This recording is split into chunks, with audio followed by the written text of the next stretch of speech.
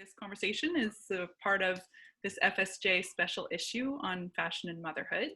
And we're so excited that all of you, the Designing Motherhood team, or 3 of the 4, are here with us to discuss your upcoming book, which I know is coming out in September. That's what my pre-ordered copy tells me. And also the exhibition, both of which are examining, let's say, the designed objects that are shaping the modern experience of motherhood, or that have through time. And I think probably it's best if we each introduce ourselves individually and what our role is in our respective project. And then if you wouldn't mind, we'll bring it back to me for a moment and I'll tell you about the FSJ project before we then turn over to grilling you. That sounds wonderful.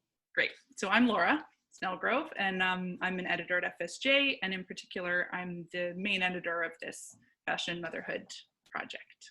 Yeah, and I'm Lauren Peters. I'm also an editor at the Fashion Studies Journal, and I'm just thrilled to be along for the ride to help Laura out with this project. And I will go next. I'm Michelle Millar Fisher. I'm a museum curator and one of the co-curators of the Designing Motherhood project.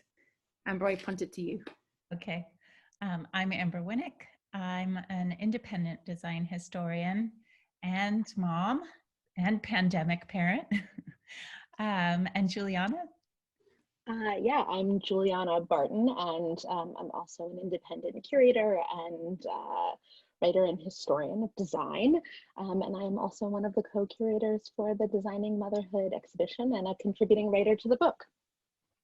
Wonderful. Well, thank you all again so much. We're so happy to have you with us.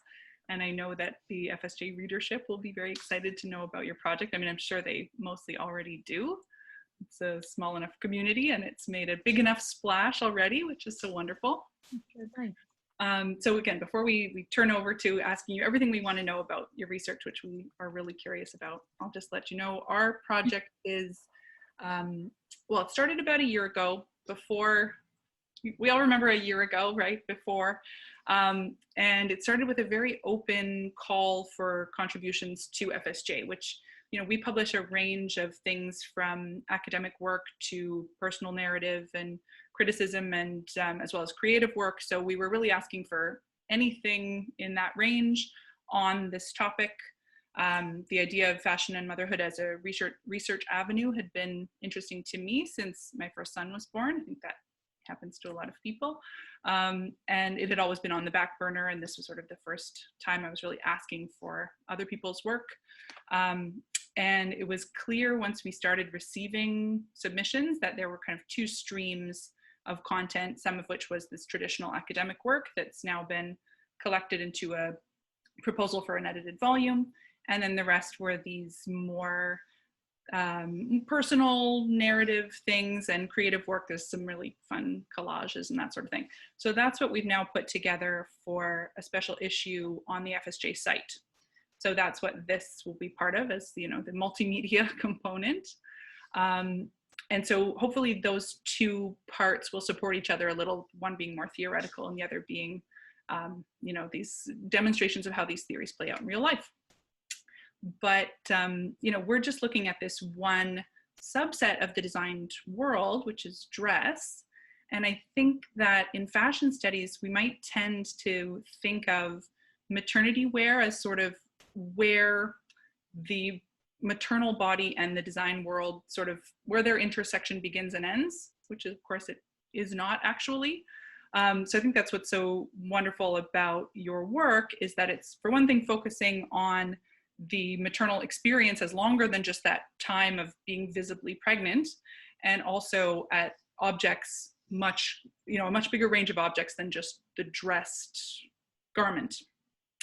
And I think that that's how you're able to make this claim that the maternal experience is actually heavily mediated by designed objects. So I'm wondering, to start us off, if there was a particular object or you know, one particular thing that was the spark for the idea that got you to where you've gotten to here. Sure, I'd be happy to talk about it. I think the spark was maternity wear, actually. That was where a lot of the research began, for both Michelle and I. And yeah, I mean, I started writing about maternity wear in graduate school, actually. I'm a lifelong birth nerd and grew up around a lot of birth and birth advocacy. And it seemed so obvious to me in graduate school to look at the lens of design, focus the lens of design on things having to do with birth. And maternity fashion just told such a great story in terms of women's agency and, you know, the shifting stories that kind of could be told through fashion. So I did a very early project there. And I know, Michelle, maybe you can talk about your work and with items, but that's really when Michelle and I met. That was one of the earliest conversations that we had, was all about maternity fashion, and it just seemed like we had tons and tons to talk about. So Michelle, do you want to tell about? Yeah, maternity wear, for me, it started actually with the breast pump. So I was more thinking about objects. I did a show at Parsons a couple of years ago with a really wonderful friend, Jimena Acosta, who's in Mexico City. And we looked at a number of objects for people's reproductive health and agency. And it had happened that we did it at Parsons because when I had gone to MoMA and said, I have this object that I think really fits well into a trajectory of design that absolutely fits into the MoMA story. It could have been in the 1934 machine art exhibition because it looks super technological. It could have been put on a pedestal right next to the glass beakers that you have, or the self-aligning ball bearing, or the airplane propeller. It also fits absolutely into the very canonical design history of gadgets that are meant to be time-saving and labor-saving, made usually by men, but for women. Women are the consumers of them, and they're also meant to be able to do 10 things at once. And so it goes right along with like the Hoover or the, you know, the cocktail maker or any of those things that are absolutely part and parcel of any design history that you would find if you opened a book or if you looked in MoMA's collection. And I was told very roundly, you know, no way in heck are we going to you know, propose this as an acquisition at MoMA. But my brilliant supervisor at the time said, but find another outlet for it because it's a really good idea. And so it was just about that time that Amber and I started chatting too. And then, as Amber said, items, the fashion exhibition that MoMA did in 2017, which I co-curated, that was the first time I think that I'd seen in a major museum, and I think many university museums and other collections sort of led the way, but in a museum like that, I'd seen maternity fashion in any sense. We weren't allowed to call it maternity because apparently that was an ugly word, so we had to call it pré-maman, and that's something to talk about too. But yes, so maternity fashion was part of that. I can confirm that I also had an early conversation with Michelle about, I don't know if you remember this, but soon after Michelle and I met as colleagues in Philadelphia, I asked about like what she was working on or what she wanted to work on in Philadelphia. And I'm pretty sure maternity fashion was like the first thing that was this project she was so excited about. It never happened. And I think it's worthwhile, that was, and I'll hand it also back to Amber here, one of the reasons we sort of thought about this, and all three of us are so interested in it, is that it is like taboo in institutions. I tried to have a breast pump collected by the Philadelphia Museum of Art, again under the same like totally canonical design history, and I was told by the director there, don't you understand that decorative art and design is about luxury objects? I mean, I'll refrain from saying what I said in my head, but suffice it to say, it did not ever dock on the doorstep of the Philadelphia Museum of Art's design collection. Instead, we sent them to the Art Institute of Chicago, who did actually collect them and put them in their permanent collection. Yeah, I'll jump in now. So I find that so interesting. I think in a lot of ways, fashion studies is behind a lot of other humanities disciplines, but with regard to the value of ordinary and everyday objects, I do have to say that I think fashion's kind of leagues ahead of perhaps design and decorative arts, which is something I'd never really connected the dots on before. Like Christopher Bird 20 plus years ago was talking about, you know, the value of the ordinary and everyday with regard to menswear.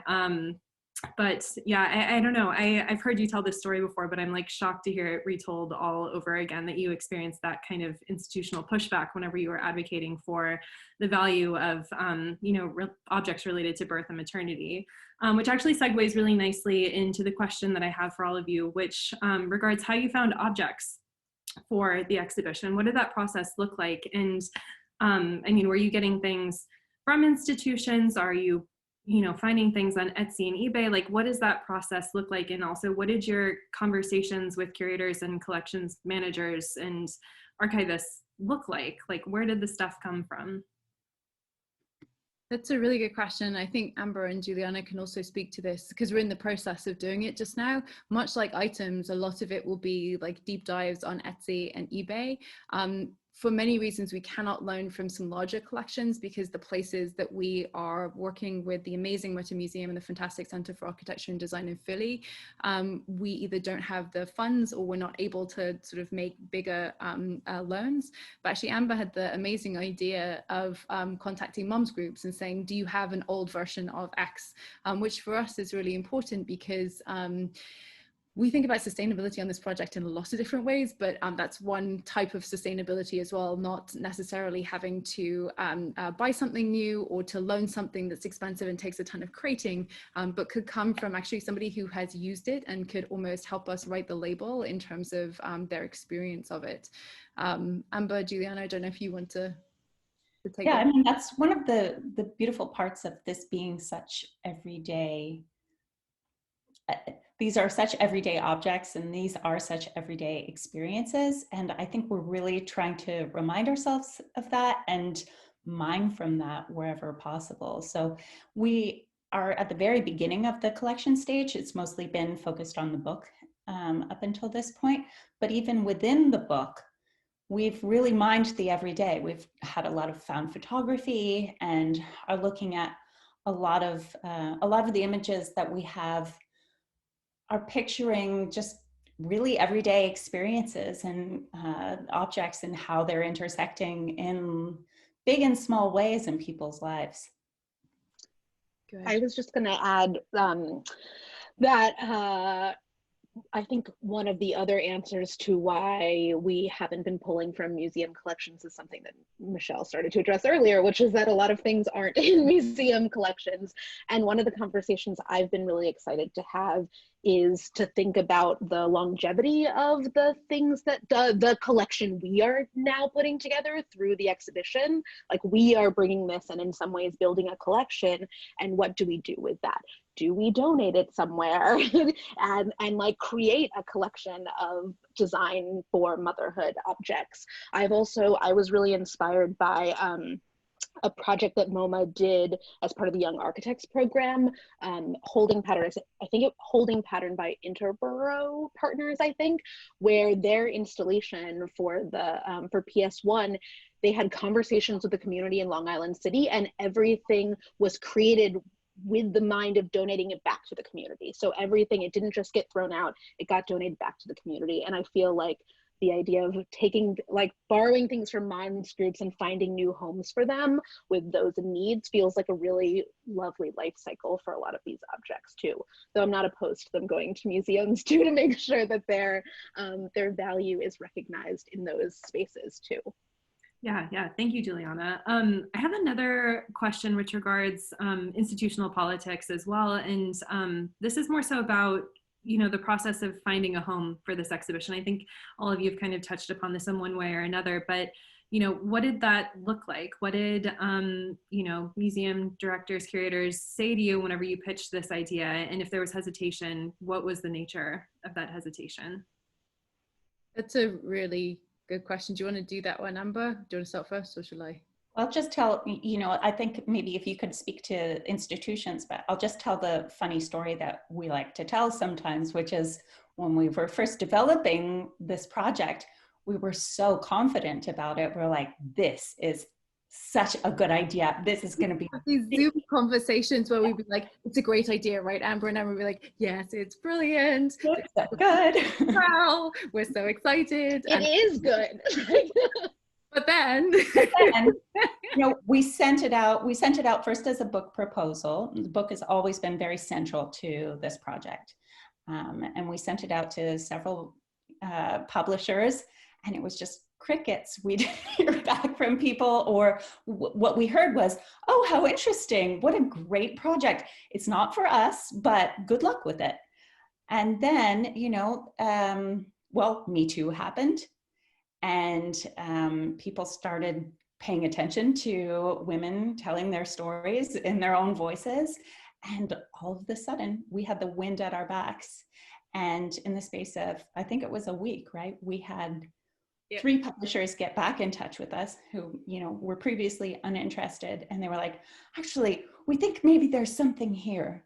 So, it's just, it was this beautiful timing thing. And Michelle, maybe you can follow up just talking about, the rest of the story and how institutions were or weren't involved. Yeah, absolutely. So I think we also have described the project itself, Designing Motherhood, thinks about motherhood very, very expansively beyond thinking about, I don't have children, Juliana doesn't have, many folks on our project do not have children. And so we're thinking about many different types of mothering. Mothering for me has come from nannying or from work relationships. There's also mothering that happens that goes beyond confines of biology, of gender, of really thinking very expansively. For example, we have a chapter on masculine birth. But what I will say is that most of the people in decision-making, places of decision-making power in the institutions that we have taken this to have not had and never will have the direct experience of having to think about mothering in any of its expanded forms. And so when we first pitched this as an exhibition, we did talk to my colleagues at MoMA about it, and they were as supportive as they could be. I had an amazing mentor there, an amazing couple of mentors actually there in Paola Antonelli and Juliet Kinchin. Amber had crossed paths with Juliet and her husband Paul at the Bard Graduate Center. Juliana had come through MoMA as well and worked on projects with Juliet. And so, and we also had the eyes of Chris Hudson, the director of publishing at MoMA on our book proposal. But it was never going to grace the galleries at MoMA. Tried it at the PMA when I'd gone up a job function. I was like, Amber, maybe it's going to happen now. And then I was like, just kidding. Nope. And then actually, I will say my amazing boss, Reto, at the MFA, on at the first week of March, I had sent him the materials that we'd been amassing, and he sat down with me in the first week of March last year, and he said, I think you've got something here. It's going to be a really hard sell, but I'd definitely be willing to sort of like go for it at the MFA if you wanted to put a pitch together, you and Amber. And then of course the pandemic happened, and that wasn't going to go anywhere. By which point in time we had applied for a Pew Grant. We had really created a team out of our own efforts, and so it is happening obviously in institutions, and MIT is publishing the book, but and we have an amazing female identifying editor there, but yeah, it's still a really difficult story to get people interested in the institutions in which we work. Audiences, and actually now journalists who are writing in this area, we can't, fend people off quickly enough now. People are very interested in it, and we're grateful. But institutionally, this is, you can see who museum directors are, you see who academic decision makers are a lot of the time, and these are not places that are friendly workplaces for people to have reproductive experiences and whole reproductive lives in, let alone make decisions that might shine a light on some of the designs around this. I feel like it's worth noting this conversation that often happens around motherhood. And Michelle, I can't remember if you're the person who said it, like motherhood museums, where it's like, it is a conversation that's acceptable as an art form. So like artists are allowed to speak about their experiences as mothers in their work, but it's not valued in other spaces when it comes to cultural workers and paid maternity leave or family leave and all these. And I feel like this is, for some reason in design, it also doesn't seem to be valued in the same way that, a female identifying artist working around the ideas of having children is more like acceptable. Yeah, I wrote big quotes around acceptable. in a hyperallergic article about 2 years ago. It's one of the articles that I've written and has gotten the largest response I've ever had, where I talked about exactly that and about Nikki Columbus's pregnancy discrimination case, which she won against PS1 when she was denied a job because she told someone she was immediately postpartum. But I think like there's the institutional aspect of it. And I think the strength of our partnership is that Amber has quite deliberately plied her own career, and I'll let you speak to that, Amber, extra institutionally. And I think it's a really important thing to say, like, we actually have made a very dedicated, we are clear about not needing to have institutional buy-in anymore. And actually, Amber, you figured that out like early. And we're like, see ya. Well, I mean, it was also just circumstantial. I became a mom very early in my career, and it just sort of dictated next steps. There weren't a lot of work environments that weren't hostile to working moms. I was taking a look at the jobs that I was applying for, and I didn't see any other mothers in a lot of the departments that I was interviewing in. And, you know, I made a very conscious decision just because caregiving is very important to me. It's, you know, been informing my career since the beginning, and, you know, it's my identity, it's who I am. I made a decision to be an independent design historian, and, you know, have had difficulties, but also joys from that. And one of the wonderful things is, of course, I've been able to focus on the things that I want to focus on. And this is one of those stories. So, yeah. Yeah, Laura, I think you had the next question, right? I did, yeah. I mean, it goes back to a little of what you said at some point, Michelle, about the sort of definition of motherhood needing to be a bit more expansive, right? I mean, there are so many reasons to expand it beyond biological motherhood, biological maternity. And so I'm wondering, this is almost a selfish question, because as I'm doing my own research and writing about this, I'm getting stuck sometimes on where maternity begins and ends versus motherhood. And, you know, Lauren had the question at one point about sort of pregnancy versus maternity. And so I'm wondering if you really had to be super precise and surgical about how you were going to use each of those words, and how those categories might have affected how you thought about the work. Yeah, that's a really good question. I think each of us could respond to that as well.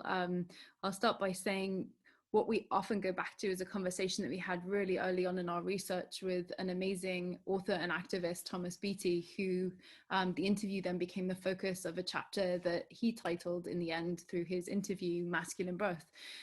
And we talked about his first birth experience with the first of his children in 2008, and the struggle that he had to be recognized as the birthing person in that scenario, and then to be recognized on his first child's and subsequent children's birth certificates as the father who also gave birth to his child. And we talked a lot about just the inadequacy of current vocabulary and just the absence, not even inadequacy, but there is not an expansive enough vocabulary to be able to really describe many birth experiences in sensitive and thoughtful ways. And that also goes to, you know, because we say this project is about the arc of human reproduction through the lens of design.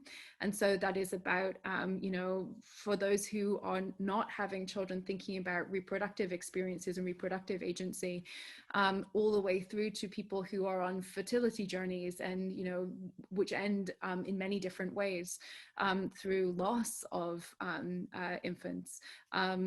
Many different types of vocabulary, not particularly sensitive or expansive or just human. Amber and I were talking the other day about the notion of an incompetent cervix, and it can only have been dreamed up by a medical person who was male. It's such a crappy description, and we're not the first person to point that out by any means.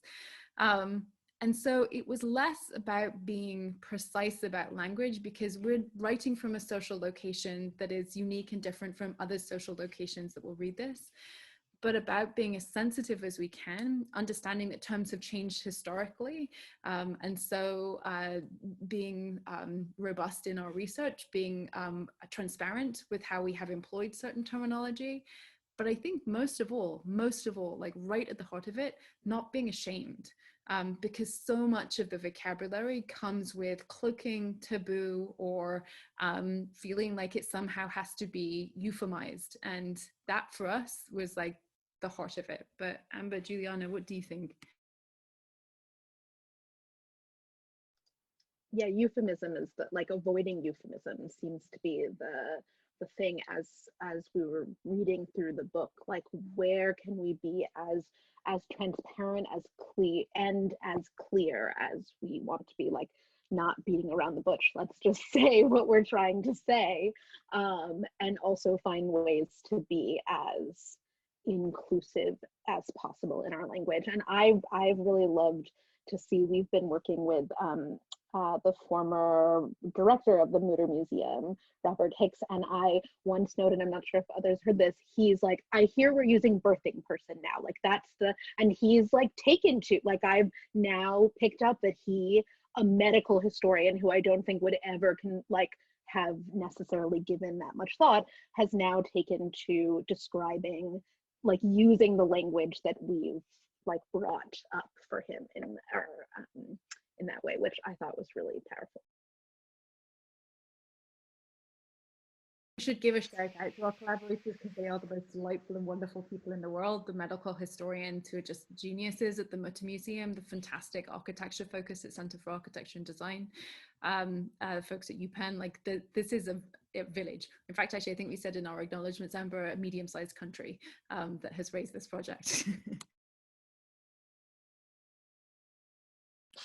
Yeah, I was very impressed, just to say that I saw how often you use pregnant person, and it is one of those things where once your brain switches, you can't go back, right? And so it's wonderful that the more people you connect with, the more people you've brought into the project, the more of their communities are going to have that switch and think, oh, right, think before you assume woman in each of these cases.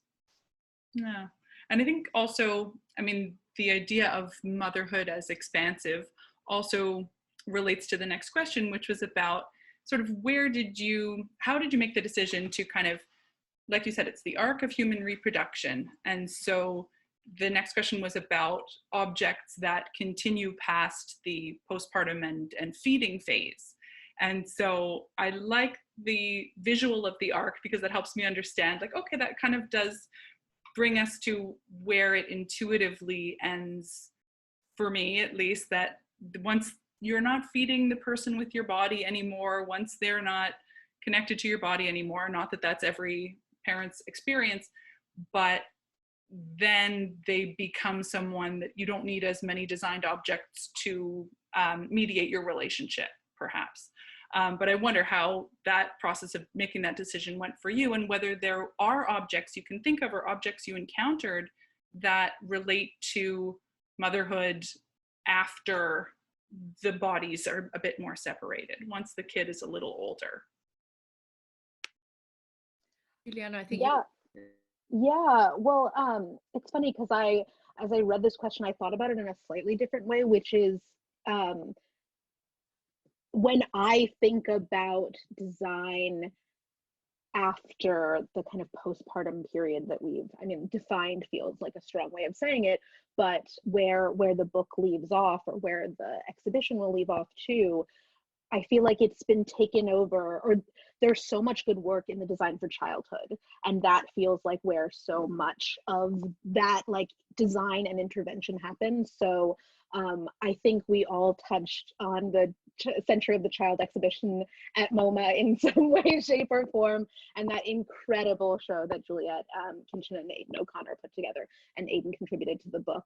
And that's for children, but I'm not sure. I'm also thinking of Alexandra Lang's book, The Design of Childhood, which feels a little bit more like thinking about parents and how you raise children than necessarily like the design for children specifically, but I feel like that's an area that's been really well mined. But I do want to think more about, well, what about parents? Like, what is the design of parenthood then? That's kind of one area. The other thing I'll say that the panel, not to bring everything back to MoMA, but the panel that the MoMA Design Store put on earlier last fall that Michelle took part on as part of Designing Motherhood, introduced menopause as this area for design that I thought was really powerful, and finding design products for menopause at like this different stage of life.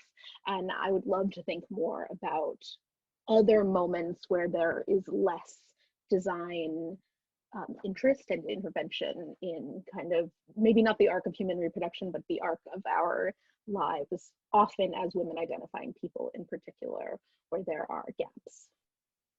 Yeah, I think the menopause conversation is super interesting. And we've all joked that we'd like to make a subsequent volume called Designing Cronehood. And I think it would be another, great winner of an idea. Maybe a little too early for its time again, but it's coming, I'm telling you. I think also there's a politics for me very personally, and I know we've had conversations about this a lot when we were thinking about what to pick, Amber, for the book entries.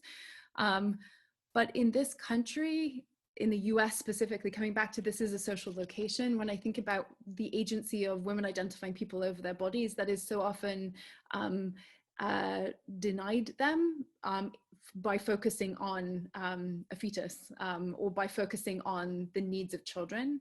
And those things are not to be brushed aside, but I think we felt very, very, very strongly about this very specific social location from which we were writing, and the ways in which, that was something that was just so bizarre to me, moving to this country, moving from a place where no one had ever told me what to do with my body, to moving to a place where that was a very real dimension to living here as somebody who owns a uterus. And as an architectural historian, thinking about the uterus as like maybe the most contested terrain, I think, in this particular country.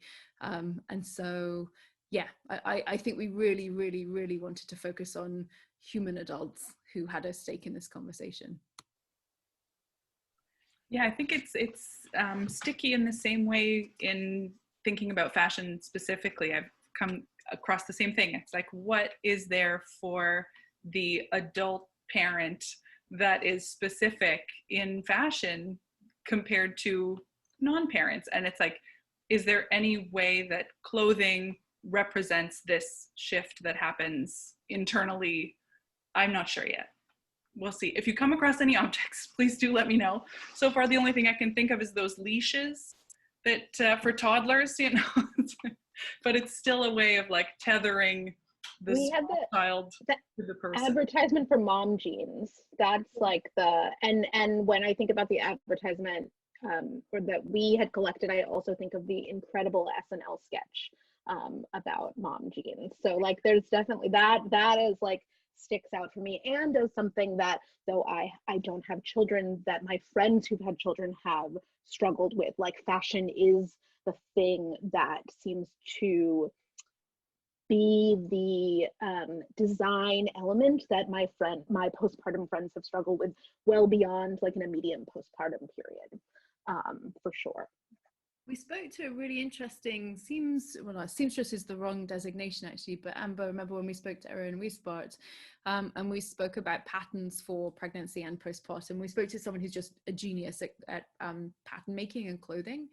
And she was so interesting in terms of talking about the extremely logistical elements that we wouldn't know because we do not make clothes like she makes them, and we do not have the experience of thinking about regrading patterns, or really thinking carefully about how to dart somewhere, or to think about a different kind of waistline, which takes us back to, Lauren, I always think of the notion of temporary bodies, like that moment in time when we sat in the MoMA garden and you were like, I am researching this, and we were like, oh, that's amazing. And the notion of the temporary body is something that is absolutely part of somebody's reproductive arc, no matter whether you're having children, or you have your menstrual cycle, or you are going through menopause, or whatever it is. But the notion of really digging into the logistics of pattern making was fascinating. Yeah, I actually think about that moment a lot too. I think it's the smartest thing I've ever said. But Laura, I think I was supposed to ask the next question, but I'm also conscious of everyone's time. So I wonder if we just want to jump ahead to question number 7 to wrap things up. Sure, and they were connected anyway. Yeah. It was about personal experience. And the way we wondered about it was, with curating an exhibition, writing a book, and in some cases parenting, all of this during a pandemic, how has doing all of that at once affected how you're seeing any of the themes or objects in the work? Well, it's been real. It's been really, really real. And, the thing that I think we've come back to time and again is, and I know all of us on this call are super proud of this, but, we treat design super expansively in the book and exhibition. And I think one of the things that I'm most proud of is that we look at the design of systems. And what this pandemic has brought about is just the glaringly obvious systemic holes and gaps that we really need to address. We are last in maternal leave in this country. We have a terrible maternal mortality rate in this country, which gets even worse if you're Black or brown in this country. And the childcare situation is just abysmal. And the pandemic really has highlighted all of those things. And I'm so proud of us for really focusing and doubling down on these kinds of design systems. Do you all want to speak more about that? Yeah, I think you're absolutely right. I think systemic is the word. I was back in Scotland for 5 weeks with my family over the December period, and I was chatting to my sister about it. And I think that about how life is different when there are systems in place, even though it is still extremely hard for anyone who has care responsibilities anywhere in the world at any point in time. But just the notion that there is free healthcare somewhere, so that if you have care responsibilities for any age of person and you get sick or they get sick, there is a system there to cradle you, is really important.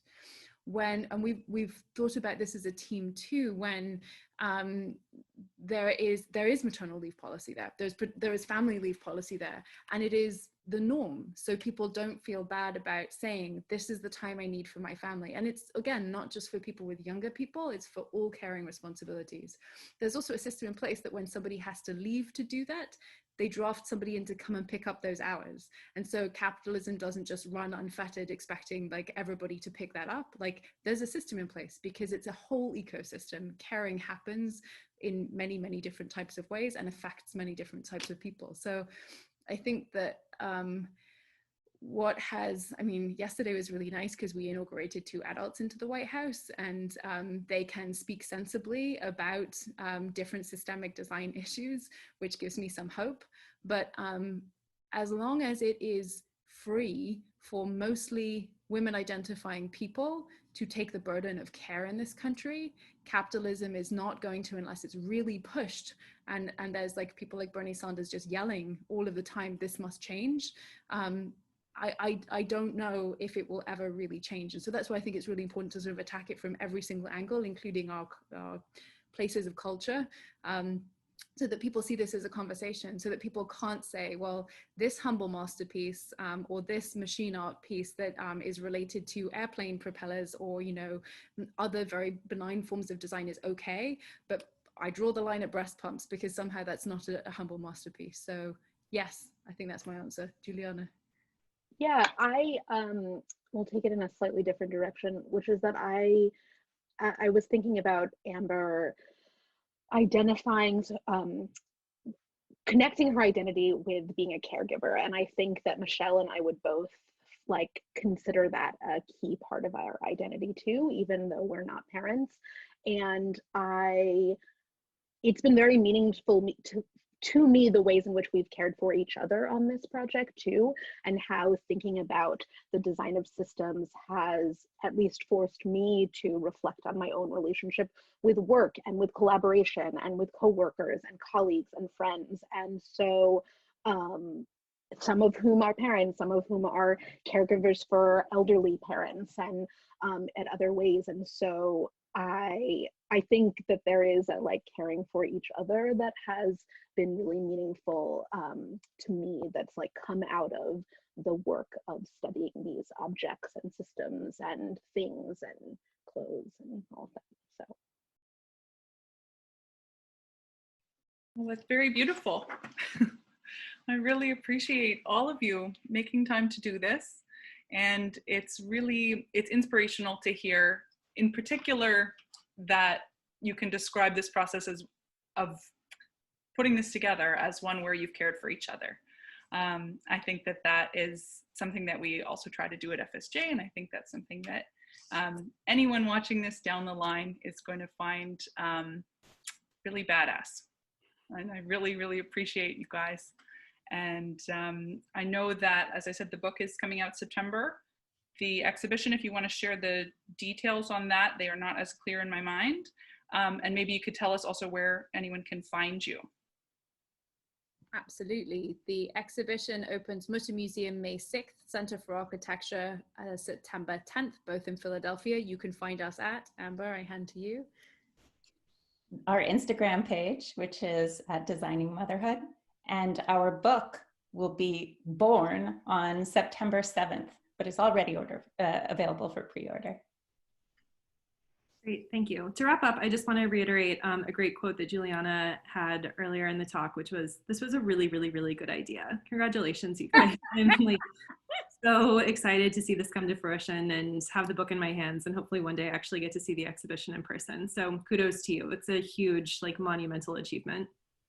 Thank you so much. Thank you for having us. We really appreciate it. We love both of your work. It's have this ecosystem of lots of people. That's what we found, I think. Amber, Juliana, correct me if I'm wrong. People are so passionate about areas of this because it matters so much to them, because it's absolutely of their experience, which is what the brilliant thing about design in all of its forms. Like, it really matters to people. People might not know it's called design, but it absolutely matters to them.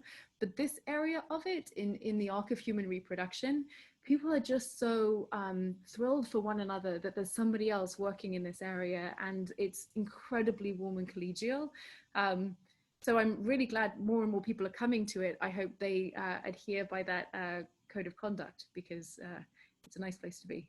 Yeah, I agree. Everyone's welcome. Yes, come join everyone.